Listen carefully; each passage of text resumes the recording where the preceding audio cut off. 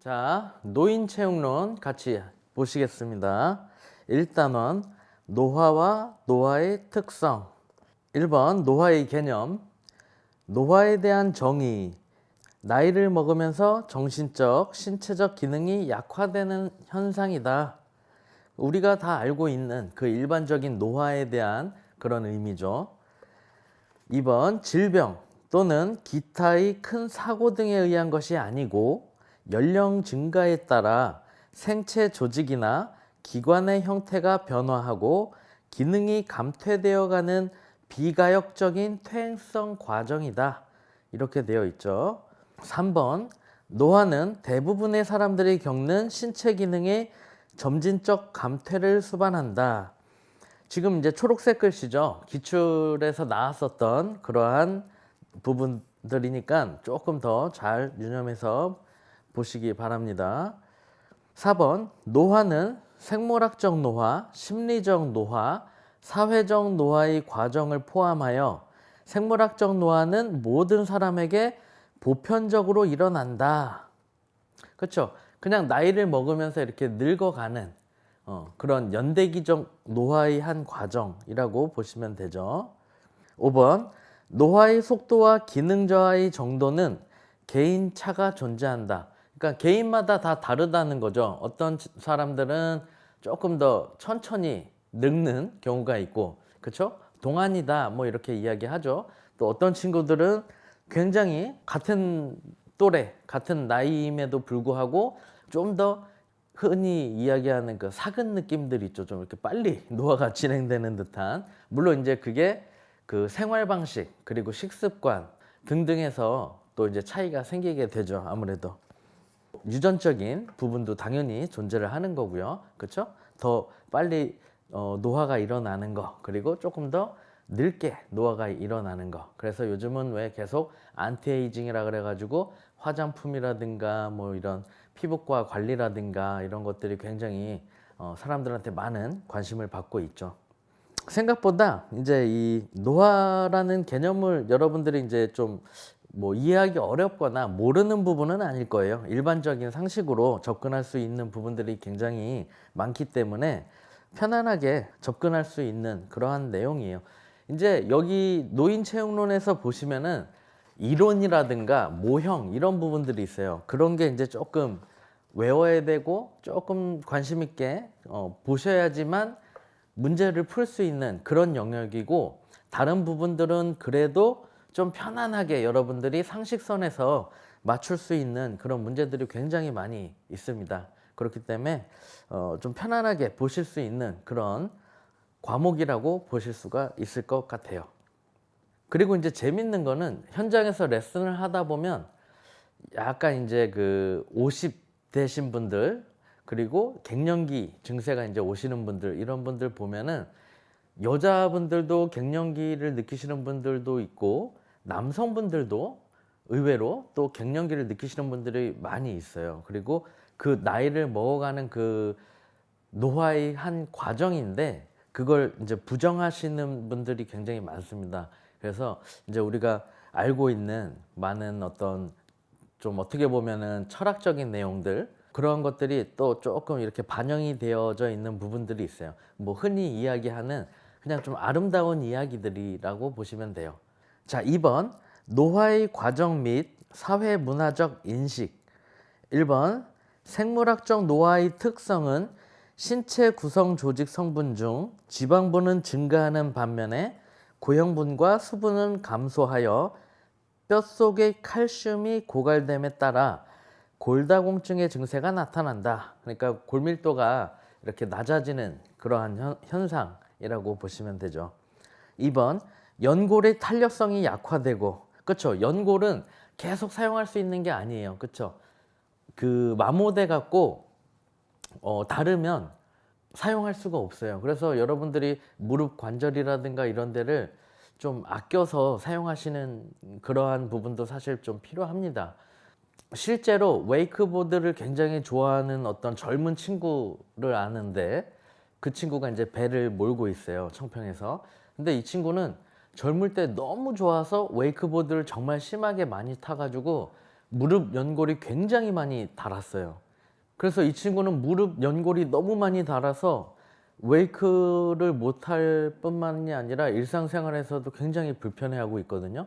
근데 더 놀라운 거는 이 친구가 한 20 후반인가 그랬었으니까 굉장히 심각한 거죠.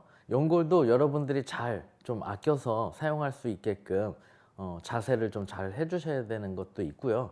사실 많은 분들이 이제 망각하고 있는, 인지하지 못하고 있는 부분들 중에 하나인데, 다 마찬가지예요. 사람 몸은 나이를 들어감에 따라서 다 기능이 저하가 일어날 수밖에 없어요.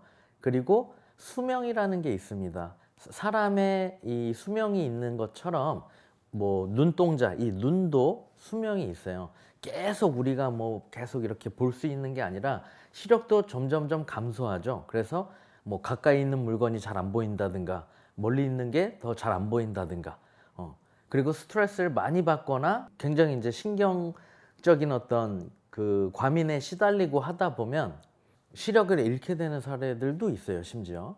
근데 어쨌든 이런 우리 인체의 연골이라든가 뭐 이런 시력이라든가 이런 것들도 다 수명이 있다라는 거를 좀 참고로 알고 계시면 좋으실 것 같아요. 그러니까 눈이 좀 피곤하거나 힘들거나 하면 뭐 이렇게 손 비벼서 눈 이렇게 갖다 대주면서 눈 감고 조금 이렇게 좀 릴렉스 시켜줬다가 또 다시 이렇게 또 눈 떠서 보고, 아니면 이제 우리 스마트폰 같은 거 많이 보면서 굉장히 그 열 발산을 가까이서 많이 받기 때문에 또 많이 건조해지죠.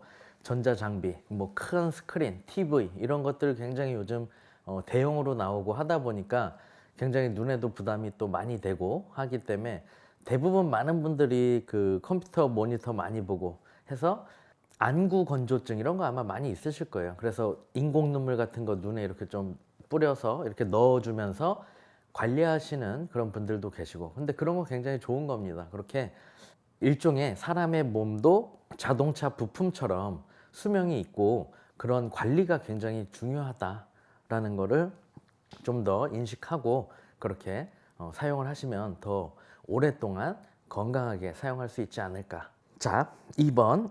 연골의 탄력성이 약화되고 퇴행성 관절염 등의 발생 빈도가 높게 나타나며 젊은이에 비해서 쉽게 골절상을 당할 수가 있다. 그러니까 나이가 들어감에 따라서 젊은 사람들보다 더 골절, 부러지거나 하는 게 더 많아질 수 있다라는 거죠. 골밀도가 감소하기 때문에. 그래서 더더욱 근육 운동, 이런 근력 운동 이런 것들도 굉장히 많이 필요하다라고 잘 인식을 해 주시길 바라겠습니다.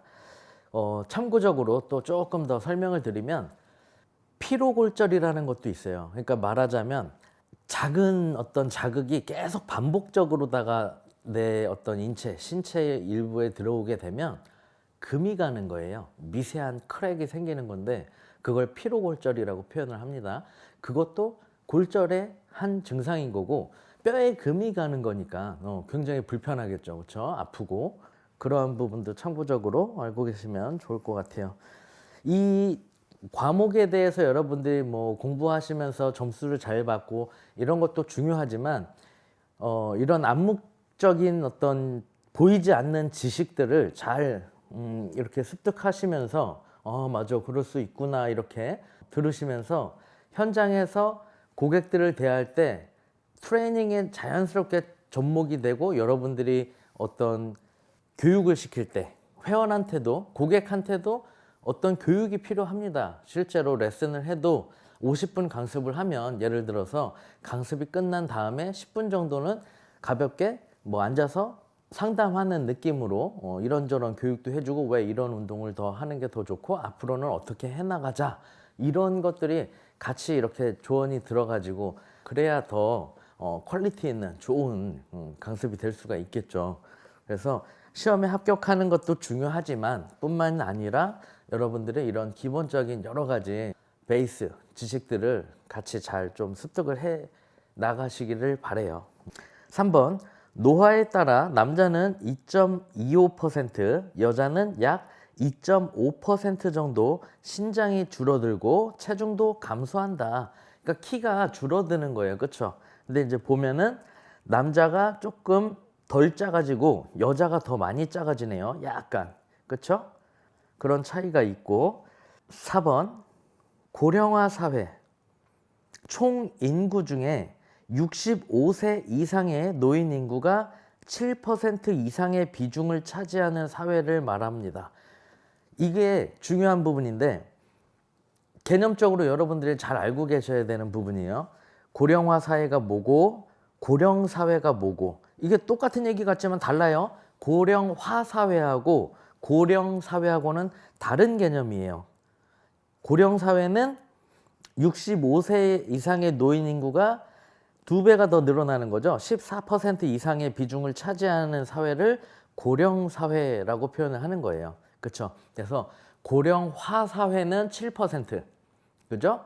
고령 사회가 되어가는 고령화 사회는 7%인 거고 고령 사회는 14%로 7%가 더 늘어난 거를 이야기하는 거예요.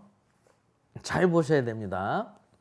6번 초고령 사회.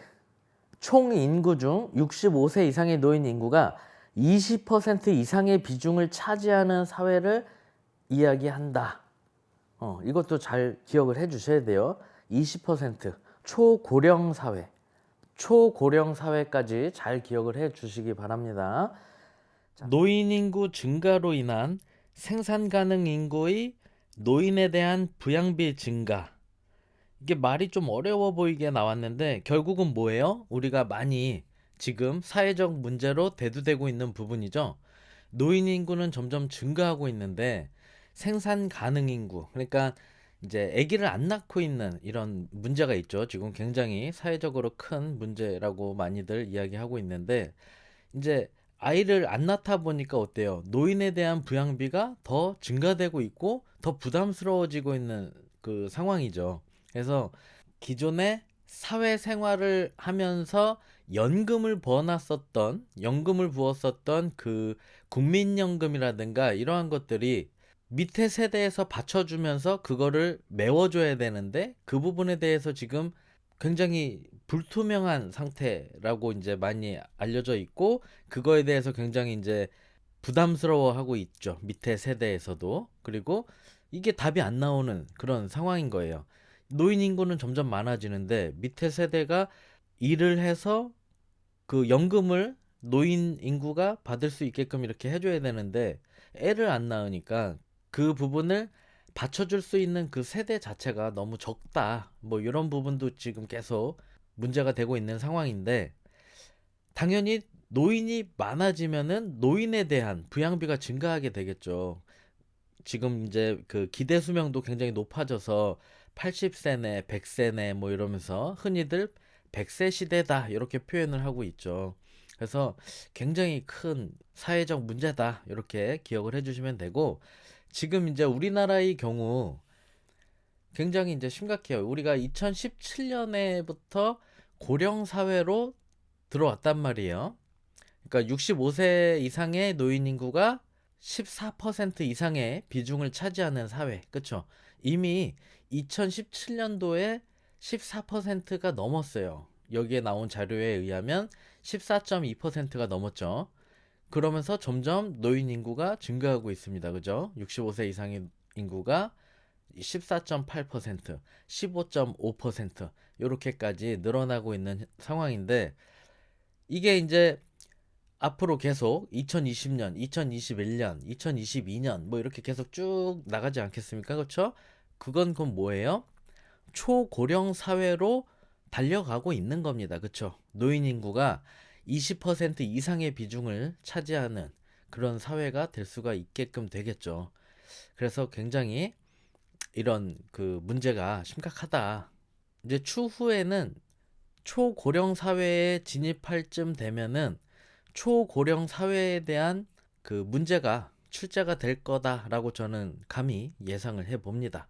65세 이상의 노인 인구가 20% 이상의 비중을 차지하게끔 되면 초고령 사회로 되는 거죠. 그래서 여러분들이 이 기준점을 잘 보셔서 잘 인지하고 있으실 수 있도록 하셔야 됩니다.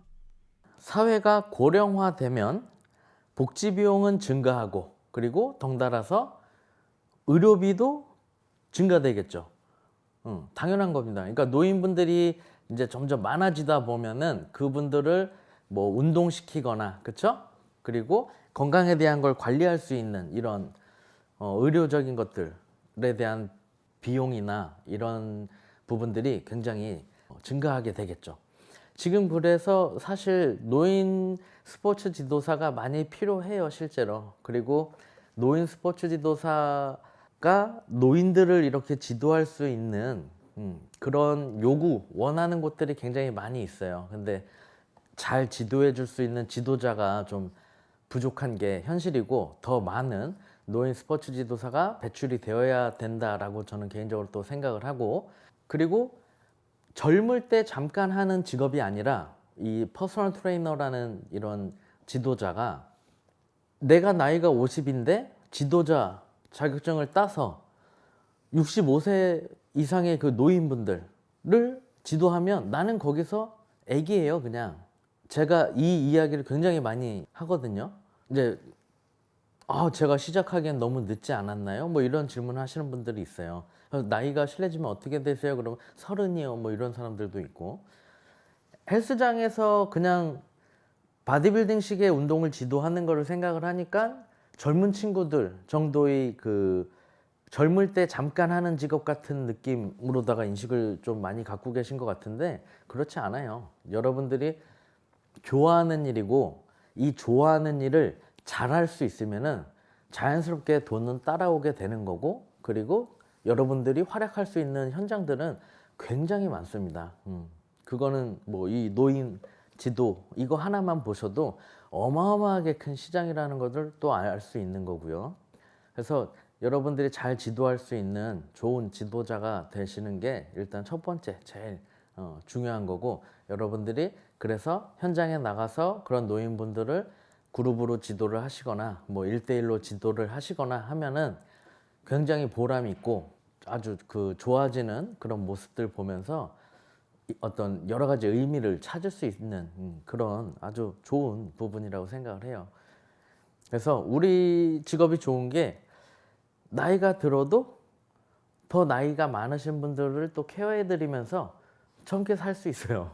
우리 몸을 관리하는 건 물론이고, 우리 엄마, 아빠, 부모님들 관리해드릴 수 있고, 내 애들 아프거나 몸이 안 좋다, 뭐 허리가 아프다, 목이 아프다 이런 거 관리해드릴 수 있고, 그렇죠? 얼마나 좋아요. 안 아픈 사람 없지 않습니까, 그렇죠? 근골격계 질환은 다 있어요. 대통령도 아프고, 그렇죠? 우리 엄마 아빠도 아프고, 그렇죠? 우리 애들도 아플 수 있고, 그걸 내가 다 케어해 줄 수 있다고 생각해 보세요. 어마어마한 겁니다. 그래서 저는 굉장히 즐겁고 재밌게 공부를 열심히 할 수가 있어요. 목표가 있으니까, 내 사랑하는 가족들을 지킬 수 있으니까, 내가 어느 정도 다 그렇게 케어할 수 있으니까 공부하는 게 재밌습니다.